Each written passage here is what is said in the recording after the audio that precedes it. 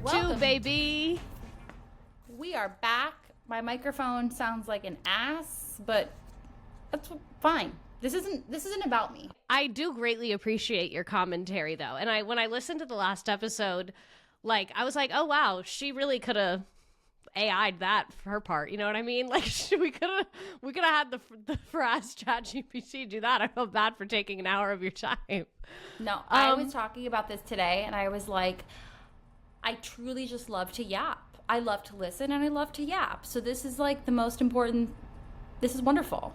I want to know before we get into, because where we left off was my therapist being like, yeah, you should file for an accommodation. But before we pick up there, I want to know your thoughts about what we talked about last episode.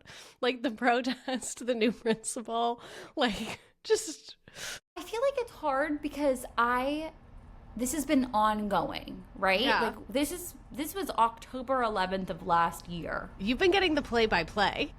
Yes, and truly knowing what I know now, the protest was like the pretty low on the shocking level, because I also was very proud of the kids for doing that. I thought it was very funny. So knowing what I know now, I'm here to tell you it's going to get a lot worse, guys. Like, I wish I could go back in that day that we had that protest. I wish I could walk into my own classroom and be like, this is like nothing. Like, this is the beginning, and this is actually like the least noteworthy thing. Because I would not have believed you. Because in that moment on that day, I was like, well, it can't get crazier than this. Like, this is insane, so it has to mellow out after this. There's no way it could get crazier. Yet it does. I wouldn't say it got crazier. I would say it got illegaler. You guys, I have a man in the backyard doing the she shed because it's broken. Braz has a staff. She hired help. I'm so pissed about the TaskRabbit situation, but it was so beyond help that like it was, if somebody didn't come help me, we were going to have to rip it down, because to get this beam to work, he had to fully hang on it, and then my husband had to beat it with a hammer. And I had tried to hang on it last night, but I have never been able to do a pull-up or a free hang in my life, so that wasn't happening. I can't physically do that. And then, you should have hung all of your children from it, and then you hung from it, and then that is probably the weight of a grown man. There's like a child beneath it all the time being like, Mommy, what are you doing? And I'm like, get the fuck out from underneath the giant beam. This is an active construction zone, and you are not OSHA certified. You can't even fucking read. So, where's your vest? Where's your hat? You don't have shit. Nothing. God, I am really sorry about the audio, you guys. I know this is probably painful to listen to me talk, but I just can't stop myself. So this man's out there, and he just turned on the hose and wet his head. Yes, diva. So that's what I'm watching out the back. It's not going well. He's been here since 8:30 a.m. and I went out there and I said, how's it going? And he said, hard. He has saws out. TaskRabbit is such a gamble. He just lifted his shirt up and wiped his brow. This is an intimate moment for him, and I think you're in the wrong. Like, when someone's in the privacy of your backyard, you have to respect that and not look at your own backyard. In front of my face right now are giant 6-foot windows. Like, there's just a picture window right in front of me. Anyways, okay. I already said this isn't about me, and I haven't shut the fuck up. So tell us what happened next. I'm ready. Wait, do you have schmutz on your face? What's on your face? So I had a pimple, and then I was like, oh, I should pop it. And then that was the bad choice. It looks like a mole, like a beauty mark. Yeah, it does look like a beauty mole, but it's like a little scab. Okay, well, it looks fine. I just was like, that wasn't there before, I don't think. Yeah, no, it looks very much from a distance like a freckle or a mole. And I just can tell if, like, I really want to scratch the scab off, but I can tell it's going to be a massive crater if I do that. Yeah. Like, I've already done enough. I fear. It looks good. Oh, it's an addition, like Marilyn Monroe. Okay, he just went like this, and he made a muscle at me. So yeah, go. My husband. You gotta go. Not muscle. Yeah, he needs you. Okay. So where I left off, I think, I was saying how, like, we were doing PLC, things were not going well. And my therapist is like, hey, you have diagnosed ADHD. You should file for a workplace accommodation. And I was like, that sounds like something a loser would do. And she was like, so having needs actually is not a weakness. And I said, it is when I have them, though. Did she put the image on the screen? Yep. When my therapist, when it says redacted therapist is about to screen share, when that pops up on Zoom, I know I'm fucked. I know I have said something that which it was so much less threatening in person. When I was going in person and she would just pull a piece of paper out of a folder and be like, hey, I want you to read this. That was not as assaulting as fucking screen share. Screen share. It's like that Simpsons don't make me tap the sign meme. And I'm like, does she have them pulled up and minimized? Like, how does she do it so fast? She has to. She sees that you're on her schedule and she just pulls that shit up and just has it. She knows. That's why she's militant about not scheduling sessions back to back, because she has little folders for everyone. So she has to pull their folders and whatever fucking worksheets are going to read the shit out of us.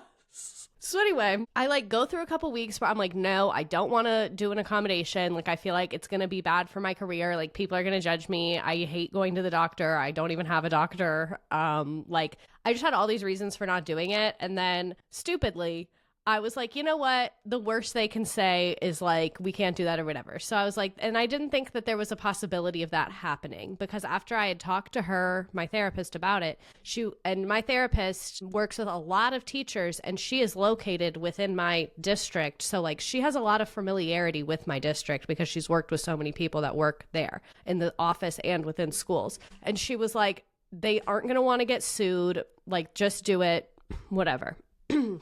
This part, a lot of this I talked about on Substack, so this is going to be a slightly less detailed version because I have a lot of receipts and a lot of emails, and I'm not going to read through all of them just because I think it would be kind of boring and redundant.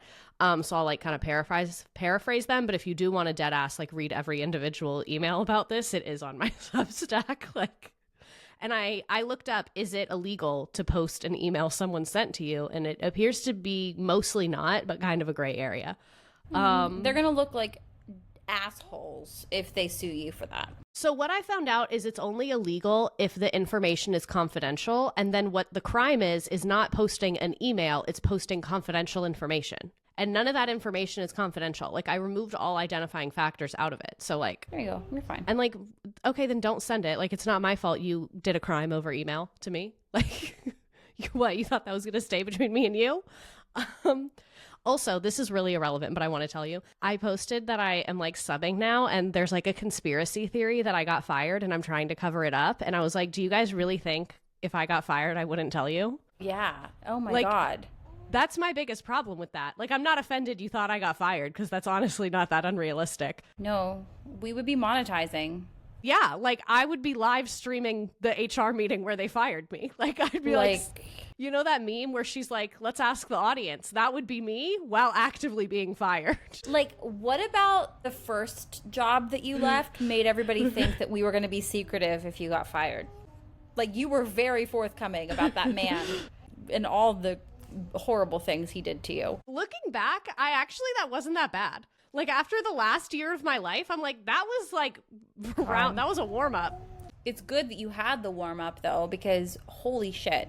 Well, in a way, that one, this is going to sound contradictory, but because I was less healed, that one wasn't as bad. Because like, they were acting crazy and then I would act crazy back, and then we were just like screaming at each other. So it was just like two crazy people fighting. So then I was like, that was crazy. And I was like, well, you acted crazy and I acted crazy. Like, because I did a lot of things that were like not that chill. But in this scenario, because I felt like I was being really professional, in a way, it made it like more hurtful. Because I was like, you're doing things to me and I literally didn't do anything to you. As opposed to the other one, like, I was disrespectful. I did raise my voice. So like, I was less offended, even though I didn't start. You know what I'm saying? Right. Like, no, I feel you.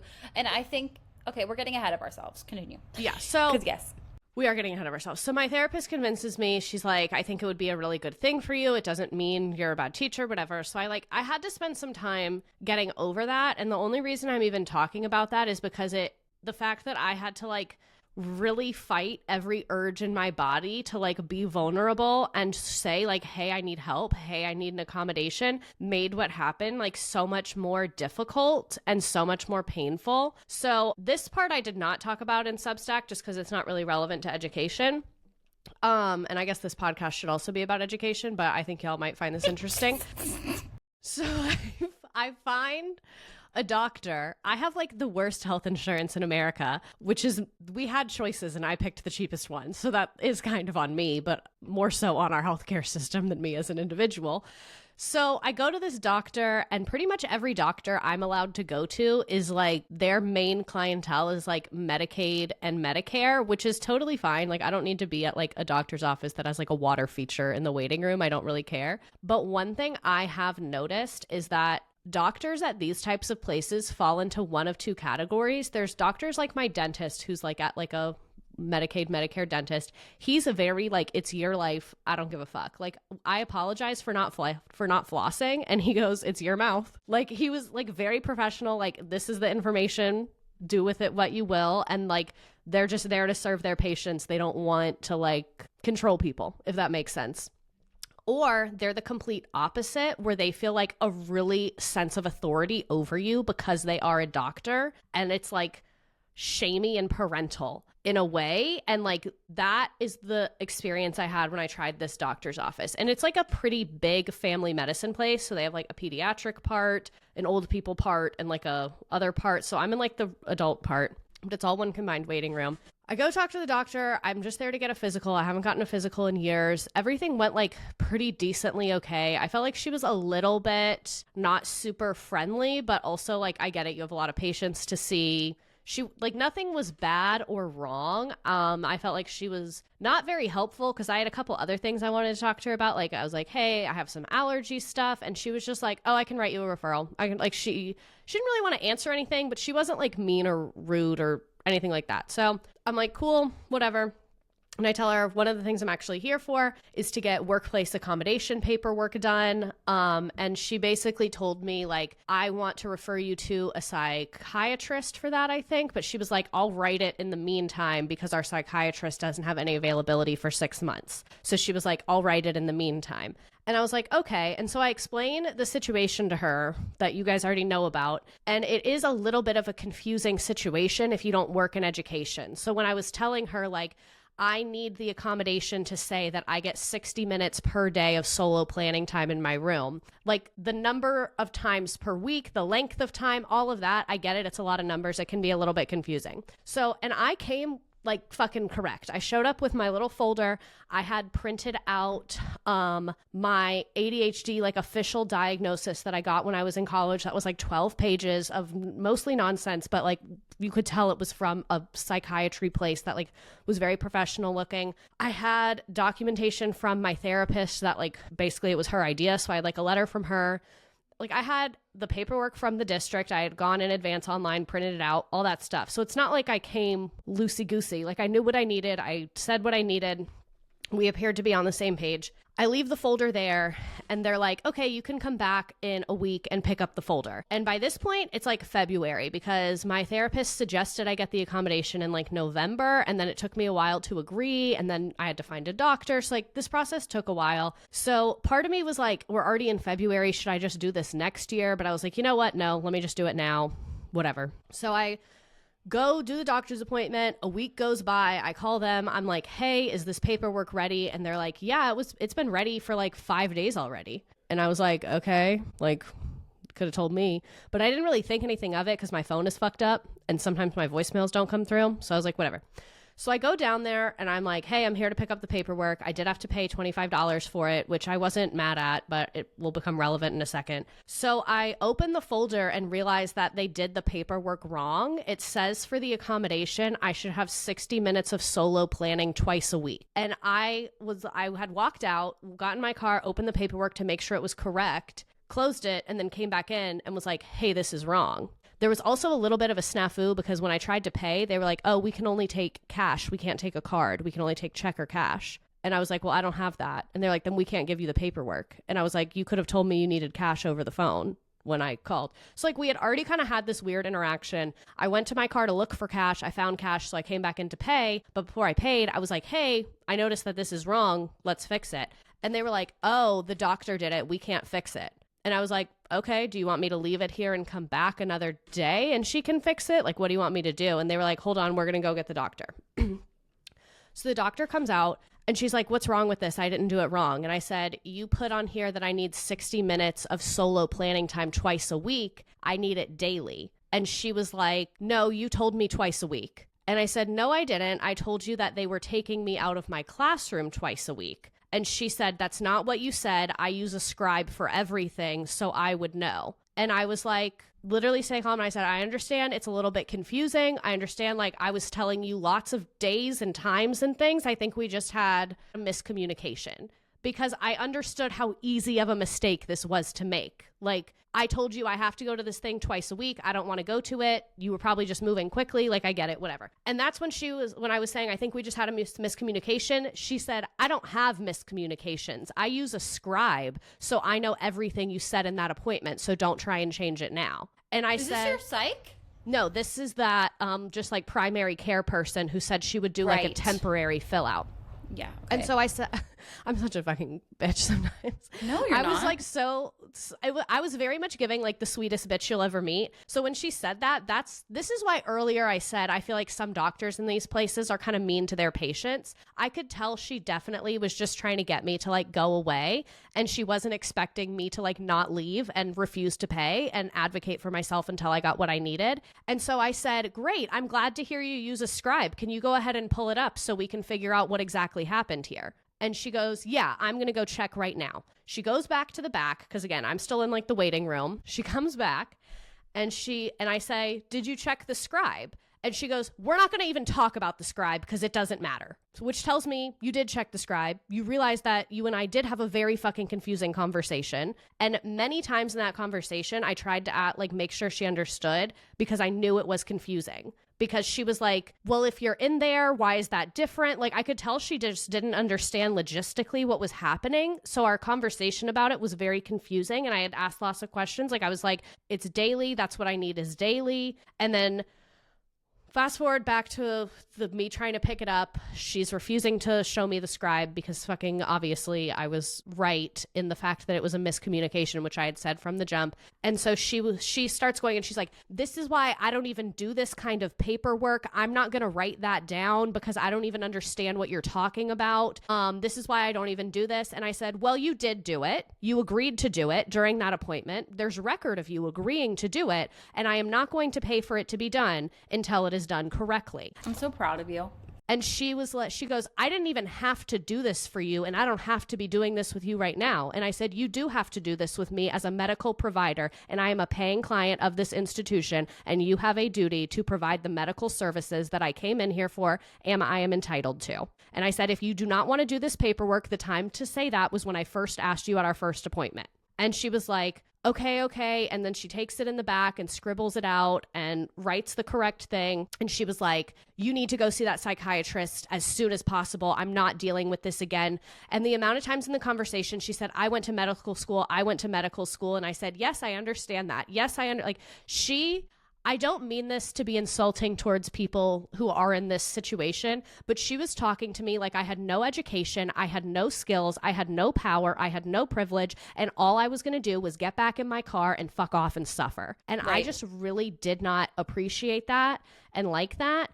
And because now at this point, I've been to this doctor's office multiple times. Pretty much everyone else I encountered there, you could tell like they were not fluent in English. It was not their first language. A lot of people I watched talk at the desk say they hadn't seen doctors in years. So I just felt like they were talking to me like I can't go down the street and hire someone else to do that. And like, I don't understand what this paperwork is. And like, again, if you didn't want to fucking do it at the first appointment, I said, hey, can you do this? And like, I needed a primary care regardless. So if she had told me no at the first appointment, I would have been a little annoyed, but I would have just gone somewhere else that was willing to do it. So I like already went through this hurdle of not even wanting to do it.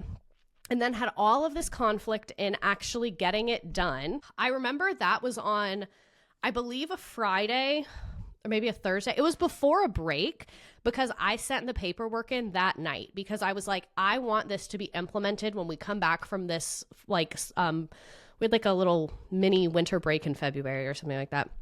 I was like, I want this to be implemented when we come back from this, so I'm going to submit it right now. So it was a couple different things. It was a piece of paperwork describing the accommodation, which looked a little sketchy. I was honestly afraid my district was going to reject it off the bat because this lady had crossed out and rewrote the times and days and stuff. But it was that, and then the doctor's office had to fill out like a contact information sheet.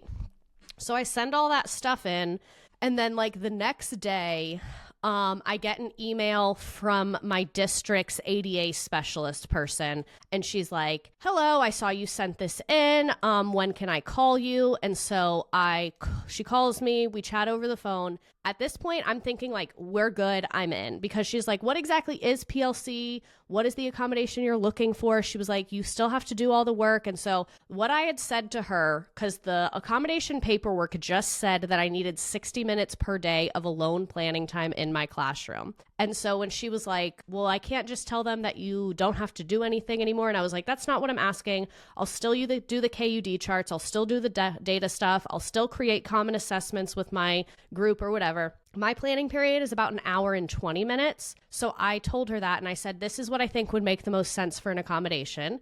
I can come to the PLC room for the first 15 or 20 minutes, talk to everyone, see what we need to do that day, get any slides, get any forms, go back to my room, work on everything, and then I will send an email to anyone relevant for the task following up at the end of the period. And this is exactly what this woman says to me. She said, okay, that sounds like it shouldn't be a problem at all. I will go ahead and let your principal know. So I thought I was done at this point. I was like, cool, we're good. And so then either the next day or a couple hours later, it was pretty quick. She calls me and she goes, oh, your principal said no, sorry. That is exactly what happened to me with the FMLA shit. Yeah. Exactly what happened. And you're like, what do you mean? What do you mean they said no? They're not allowed to say no. Like, it's federal law. And again, like, this is not a school secretary or an assistant principal. This is my district, which is one of the largest districts in America. The person whose job title is ADA specialist. I'm just like, this whole thing makes me so upset for you. Like, it makes me very, very emotional because it is hard enough for you to advocate for yourself. And the fact that these people did this to you deeply saddens me and like makes me want to cry. So on the phone with her, I'm like, what do you mean he said no? And she goes, oh, he said that everyone has to do PLC, so we're not going to do it. And I said, I was never asking to get out of PLC. I was asking to participate with an accommodation. Can you please have a like, is that how that was explained? And she was like, okay, I think maybe he's confused. Let me call him back. And at this point, I should have said, can we just do a 3-way phone call?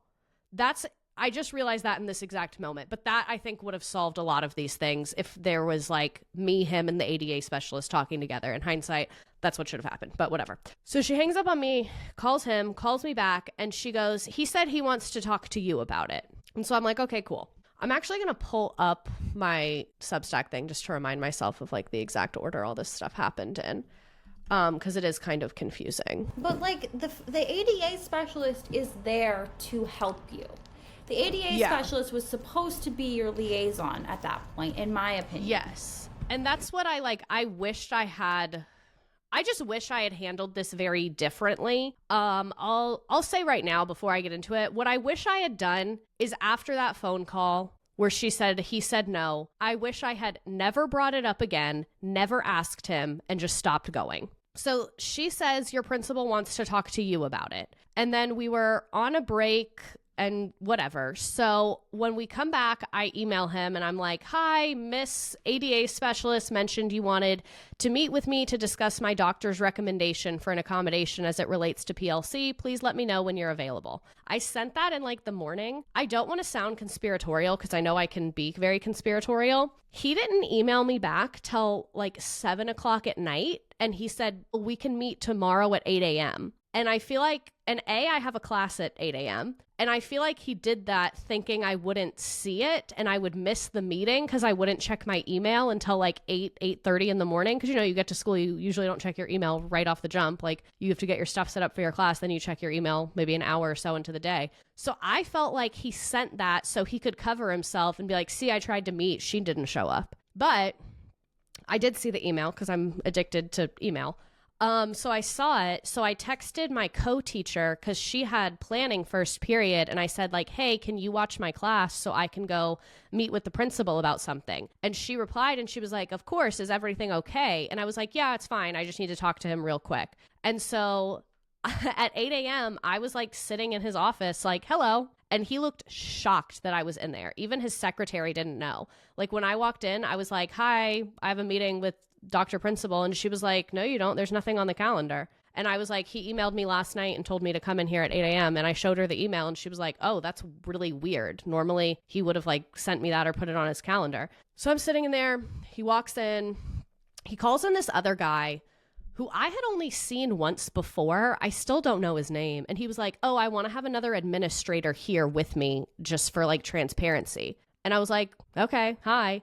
So it's like me and these two men in this office, and he's asking like basically what the problem is. And so I tried to give him very tangible examples. I said like, when I make an assessment, it's really difficult for me to read in there, so I can't effectively create an assessment in there.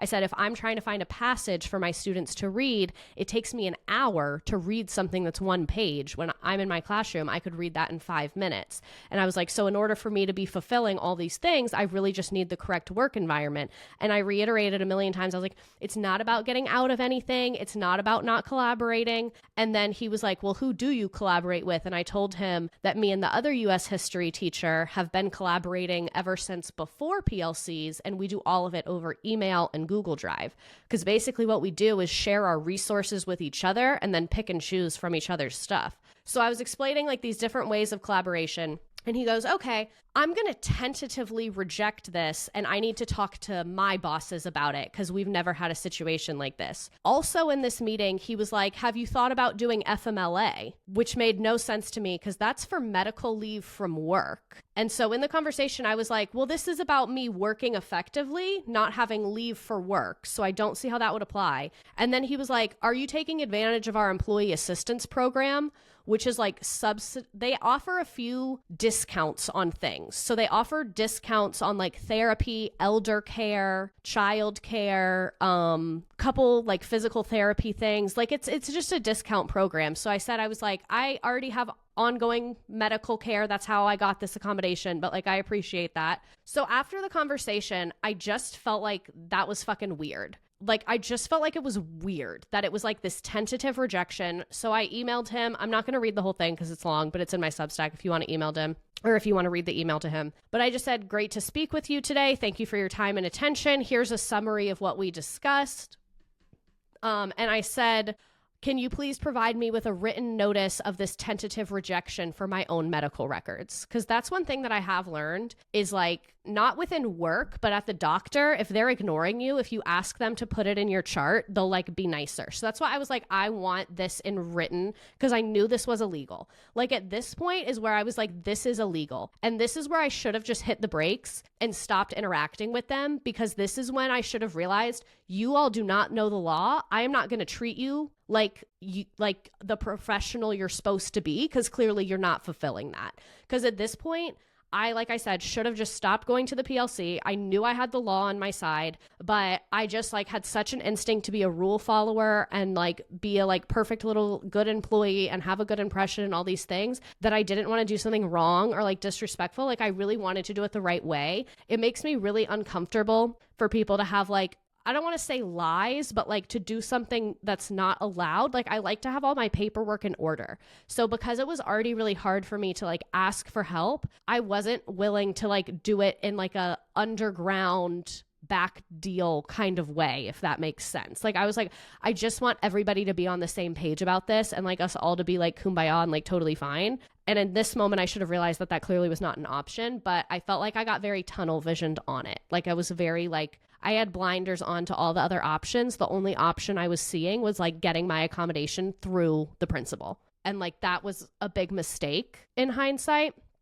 So he never answered that email where I said, can I please have this in writing? And then I followed up a couple days later, maybe like a week later, and I was like, hi, I'm following up here. And this is what he replied to my follow-up, which I will read this. Good afternoon, Mr. Dacted. I'm writing to inform you that your request to not participate in PLCs is denied. As a professional educator, you are required to fully engage in PLCs and be an active contributor to the collaborative discussions that drive instruction, enhance professional learning, analyze student data, and make informed decisions that support the academic success of all students. If you believe that participating in PLCs is impacting your ability to perform your duties, I encourage you to seek assistance through the Employee Assistance Program, which offers resources to support employees. And then he linked it. Additionally, if you need to explore leave options, please review our FMLA. Should you require further guidance, please reach out to Human Resources. Let me know if you have any questions. I appreciate your commitment to our students and the collaborative efforts that ensure their success. And this, like, I was actually out of town at my grandma's wedding when I got this, and I even want to cry now. Like, I was shocked. A, that this was said. B, that you were fucking stupid enough to put it in writing. To tell me to take FMLA leave is so illegal. To reject this is so illegal. And like, I was at a loss. I didn't know what to do. I have a friend who works in HR who had been like, not works in HR at my district. She runs the HR department of a private company. But I was talking to her about this because she has like a degree in employment law. So I was like, she knows what the fuck she's talking about. And when I sent her that email, she said she didn't even know what to do. She said, this is like the Wild West. Have any of these people ever seen any employment law? She said, this is so illegal. This is so wrong. She was so shocked it was being said. Because when I talked to her and my therapist, after that first meeting where he rejected it and said, I'm going to go talk to my bosses, both my friend and my therapist said, I bet his boss is going to say, you fucked up by saying that. You need to approve this immediately. You broke the law. And so I was expecting to get an email of him trying to like cover his ass and be like, we're all good. No worries. You're covered. So then when I got this, I just felt like gutted, so gutted, especially because the one conversation we'd had in person, I felt like we ended it on a very positive note. Even though he had said the FMLA stuff and I got this weird vibe, the way we ended the conversation is I said, like, my goal is to provide the best instruction possible. And I feel like I have not been able to do that in months. And I felt like I saw his guard come down a little bit and he was like, okay. Because like, again, I'm on the mindset of like, the goal is the best instruction possible to me. So I replied to his email and I said, thank you for your response. I want to clarify that my request is not to avoid participating in PLC sessions, but rather to participate with the accommodation of blah, blah, blah, blah, blah.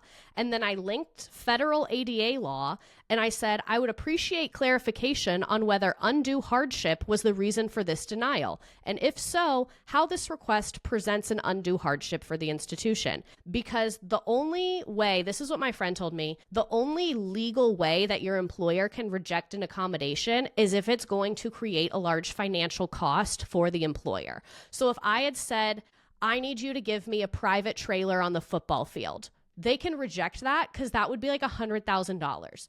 But because my request did not require any additional staffing or any money to be sent, any software to be purchased, like literally nothing, I just found this to be odd. And I don't want to talk about other people at my school or any specific situations, but what I will say is there are other people at my school who are employees who have accommodations that do cost money, like an extra staff member to be with them, extra things for their room. So when I make a request that's 100% free, I get illegally rejected. But then somehow other people have requests that entail us hiring a completely additional staff member, paying another salary and benefits. And I'm not saying that because they shouldn't get that. They should, and I'm glad they are. But I felt like in a way, they thought I was faking it. Like they thought I didn't need it. I think they thought I was trying to be like sneaky and tricky and get out of something. And they needed to like put me down and show me that they're in charge. And I feel like because the issue I was dealing with were not visible, they were like, that bitch is fine. That's really the vibe I got, was like, that bitch is rich and that bitch is fine. And I hate to say that, but I felt like because they see I have so much fancy stuff in my classroom, I got computers for my students, I felt like in a way they were viewing me as like a spoiled brat, and that like I wasn't entitled to what the law says that I am. And like that just really pissed me off. It really makes me very upset for you because, like I said, I know how hard it is for you to ask for help. And then, like, for it to be met with this, it's this kind of thing that makes people never ask for help again. No, and I'm never asking for help again. Like, just so everyone knows, I'm literally never asking for help again. Like, this burned me so fucking bad. It's the same kind of thing that I, like, go through when, like, I recommend therapy to somebody and then it goes absolutely horribly. And I'm like, fuck, I had one shot for this person to actually advocate for themselves and get help. And now, look what you've done. You've ruined it. This was the universe's one chance to teach me that having needs is fine. And the universe said having needs will actually ruin your life and derail your career. So keep that shit shoved down. I hate it. Which, whatever. So I sent him that email where I cited the ADA law and I said I would appreciate clarification on whether undue hardship is the reason for the denial. I said I also want to address the suggestion to take FMLA leave instead of receiving an accommodation. Since FMLA is intended for extended leave rather than workplace adjustments, I'm concerned about being directed towards unpaid leave instead of being provided accommodations that would allow me to continue working effectively. Ultimately, my goal is to work together to find a solution that allows me to provide the best instruction possible for our students. I appreciate your time and consideration. And look forward to your response. He never replied to that email.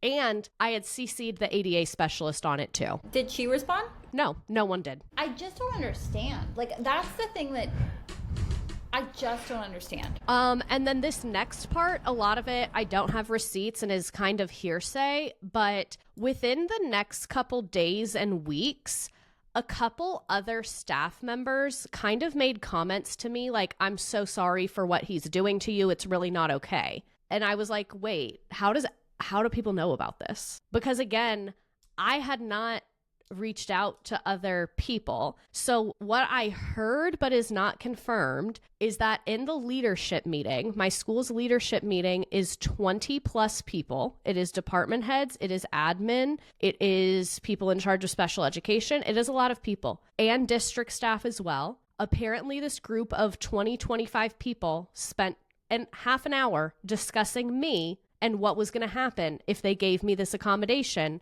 And what was ultimately decided was that if other staff members saw me leave PLC, they would want to leave too. And that because PLC was the number one priority for the school year, that's why they rejected it. What the fuck?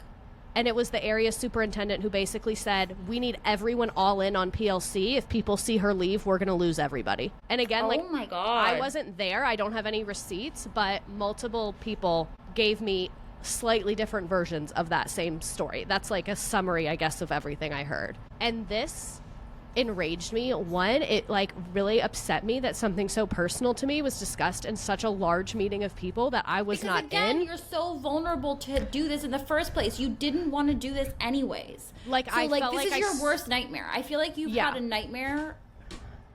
Yeah, like this is, if I had been in the room, it would have bothered me less. It made me feel so objectified. Like I felt like an object, and I felt like a fucking Playboy bunny. Like I felt like when they have all the bunny pictures and they're fucking ranking them. And then part of me was kind of flattered that I was like, damn, y'all are fucking scared of me. Like y'all see that your staff respects me. Because for you to break federal law because you are so fucking bad at your job that you could not set a boundary with your other employees. Because it would have just, they literally apparently said they didn't know how to explain it to other employees. They didn't know how to explain me leaving. Oh, we don't know how to explain following the law. We actually are so unfamiliar with following the law. Like, what?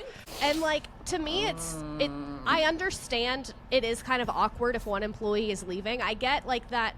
I get you have to make a plan for how are we going to address this. Like, I get you need to think of, inevitably people are going to be like, why does she get to leave and why do I have to stay?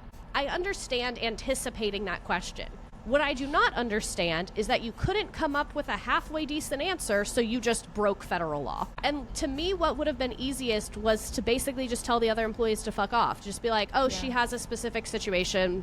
You can ask her if you'd like to. Well, that's what we do with our students, right? It's like, yes, everybody needs something, but everybody needs a different thing. And if this isn't what you need, this is what they need. Move on. I think it's just because they knew. So another thing that was pissing me off, these meetings only had 50% attendance rates. There were entire departments not attending at all. So I felt really insulted that, like, I came to you as a professional in the professional way to try and do things above board. I could have just been like some other people and just disrespected you by not showing up. But I felt like I came to this in the most respectful way possible, which is why, in hindsight, I wish I had not let it go this far. And I wish at the first tentative rejection, I had just like done my own thing. But I just felt like I was trying so hard to be above the board and respectful. This also was kind of trauma from my last school of me acting kind of like a crazy person. So I was like trying really hard to be calm and be rational and be professional and be above board and follow policies and have the law on my side and be in the right. That, like, I think I thought that would earn me respect. And I think I thought that that would earn me decency, and it really just didn't.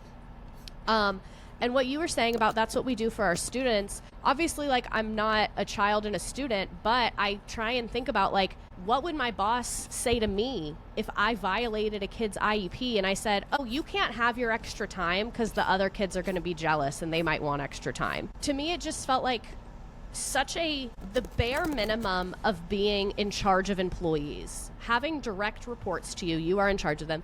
The bare minimum is to follow the law. And to me, when this was them admitting that they were not skilled or competent enough in their job to follow the law, which tells me you should not be in that job.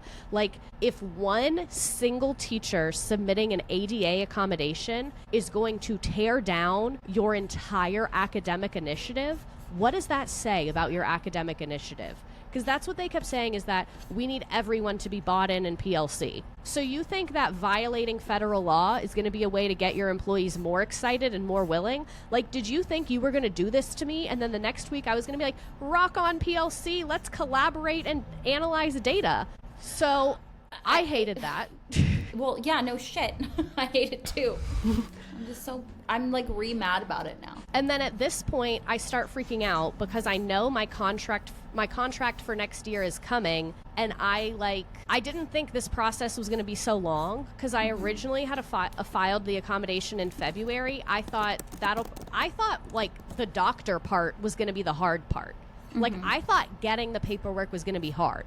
So my timeline in my head was, I'll file my accommodation in February, and then I'll get my contract in March. I want to ask to go part-time, and that'll be a whole month for everybody to kind of forget about the accommodation thing, was my logic. And then I thought, once I go part-time, the accommodation will kind of be null and void, because if I'm part-time, I won't even have a planning period. So, like, the problem will solve itself, basically. But because there was so much back and forth about the accommodation and so much horribleness that went down and, like, so illegal and all the things, it ended up being, like, right back to back. So when I sent that email where I was like, I appreciate your consideration, I cited ADA law, he never replied to that one either. The ADA specialist never replied. I'm trying to remember if I called her. I think I left her a voicemail during this time that she also never replied to. So then a couple days later, I get an email with my contract for the following year. I also got this early. The previous school year I had gotten it in April. This school year I got it in March. And for context, I didn't tell you all this because I wasn't 100% sure, but backtrack to me going back to teaching. When I joined the school that I'm at now, part of the reason that I really liked the school is because the principal was very, like, human-minded. Like, he really treated his employees as human beings. He had some health issues, so I felt like he was very understanding when other people had issues. And there were but a few different people mentioned to me how incredible my old principal was when they had to go on maternity leave when one of their kids was sick. And so because I knew When I decided to go back to teaching a couple years ago, I thought I want to be full-time teaching for a few years and then I want to switch to part-time. So when I came across my school and I saw my principal's leadership style, I was like, he's the type of person that would let me go part-time. Like, he would recognize I have a valuable employee. If she says she can only do part-time, I should try and at least get that. So I had been having this idea for a while. I had been planning on asking for a while, and I just felt like the timing was horrible. Like, the timing could not have been worse. Like, the timing of me getting this new principal, the timing of the ADA shit falling apart, like, the timing was just like, I felt like I was so scared to ask because I just felt like it was going to be a shit show. Like, I felt so burned and so upset and so angry and so offended. And one thing that I didn't even tell you guys about, and it could be a story for another day, before all this happened in like January, I had worked relatively closely with my principal on a project to institute a detention system at my school, which, like, normally I'm not super into punishing children, but we had no consequences for anything at all. So I felt like a 30-minute after-school detention was like a good starting place. So I like did all this work. I attended all these meetings. Like, I had really worked my ass off on this.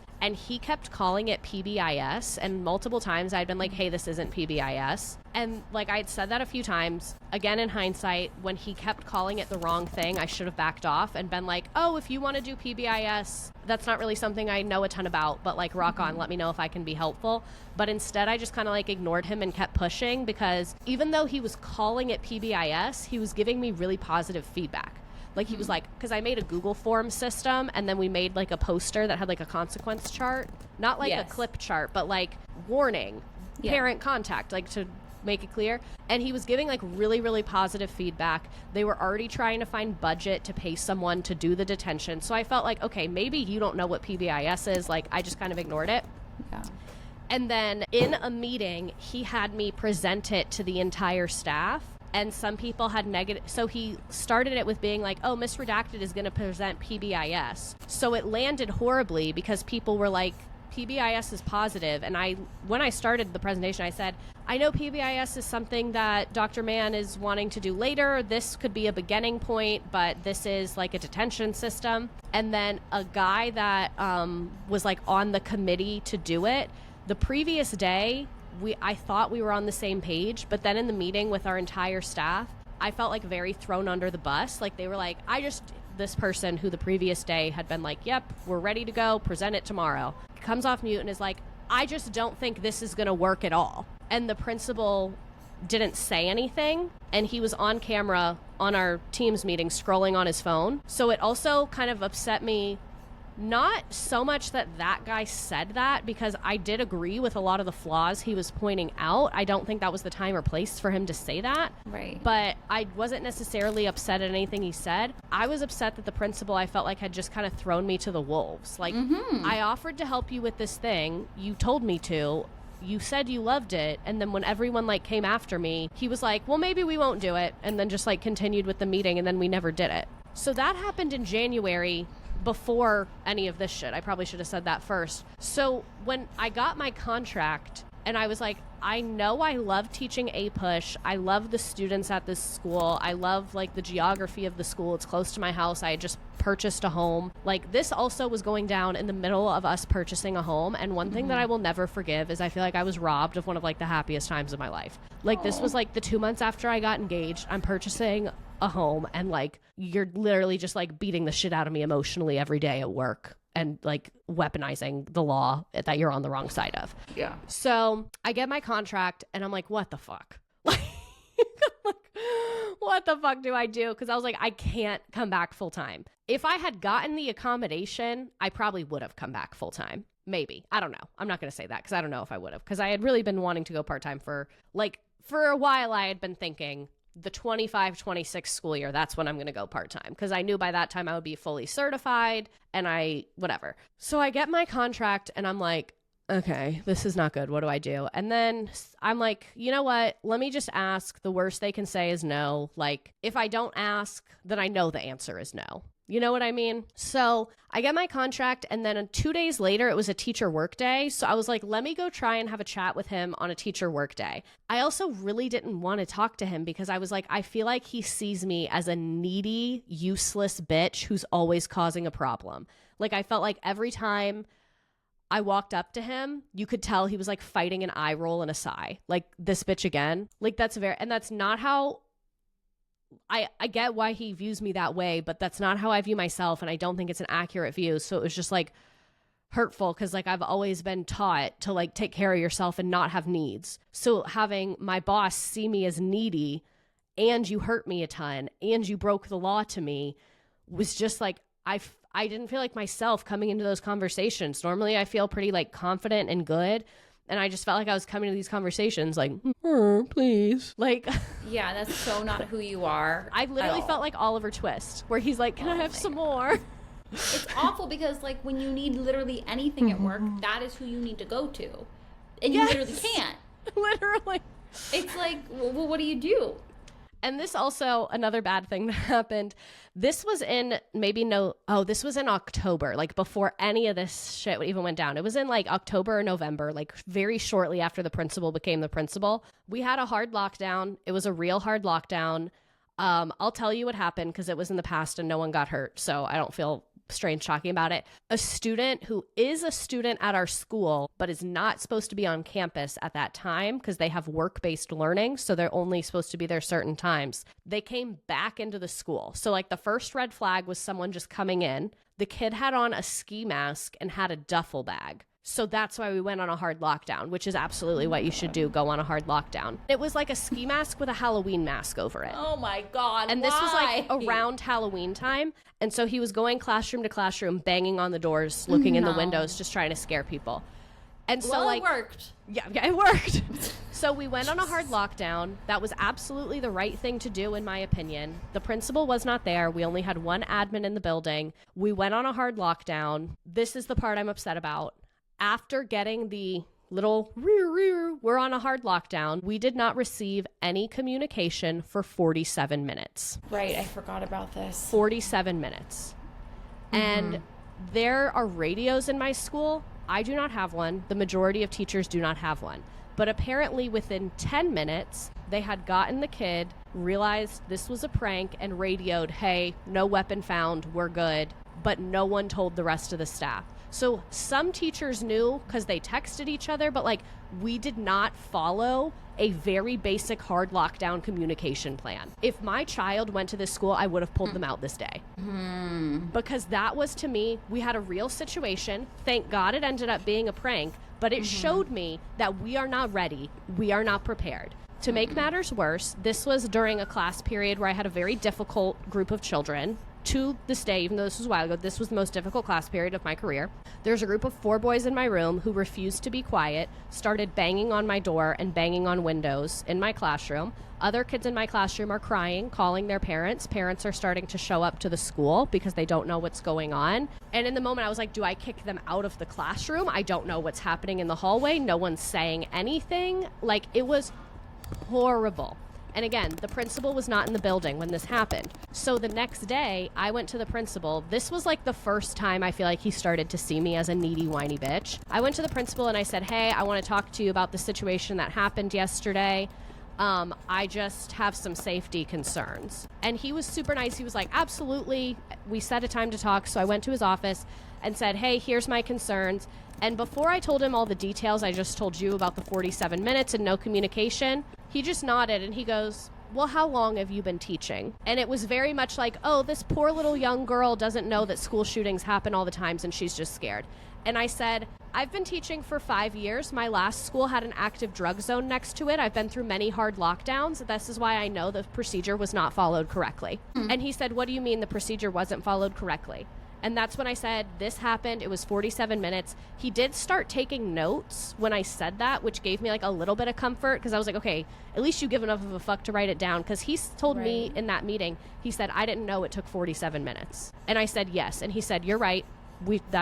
And what he said like 5 times in that meeting, he said, well, it shouldn't have been a hard lockdown. There was no weapon, so no one should have done hard lockdown. No one should have done it. Like, he kept saying it like, basically, your concerns aren't valid because it shouldn't have been a hard lockdown. When what I was saying was, regardless of whether it should or shouldn't have, when the hard lockdown alert came on, this is how everyone acted. That's my concern. Even if someone had pressed it on accident, I would have had the same level of concern. Yeah. So, like, that happened in, like, October.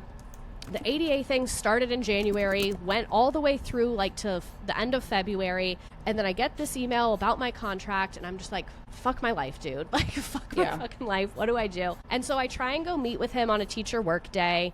We'll leave off with that. I try and go talk to him on the teacher work day about me going part-time. Mm-hmm. That's where we are at this current moment in time. Things are still not good. And they're going to continue to not be good for a little bit. They continue to not be good, but like things continue to deteriorate. You're reminding me of so many things that I had forgotten because just so much has happened. Oh God, I'm glad you're finally talking about this. The only person that not the only person, but like the main people that I felt like were my support during this time were like you, my fiance, my sister, and my therapist. And my therapist was so apologetic. That's what I was going to say the only person about, because she told me she felt a lot of guilt for this because she was like, I was the one that told you to file, and never in a million years did I think anything like this would happen. Like, she was so reassuring that, like, I didn't do the right thing, and she was so apologetic. She was like, she said, like, I have been giving therapy to teachers in this county for over 20 years, and I have never seen anything this egregious. And she was so upset on my behalf, and I could tell she just like felt horrible that I was going through this. And she like every week that I would update her, her jaw was like on the floor. Like, she was shocked that these things were being said, and I would like show her the emails and everything, and she was just so shocked, and it was just so fucking shitty. It really was very shitty. But well, friends, we're gonna come back to part 3 to see how we went from the idea of me going part-time to me subbing to see how that happened.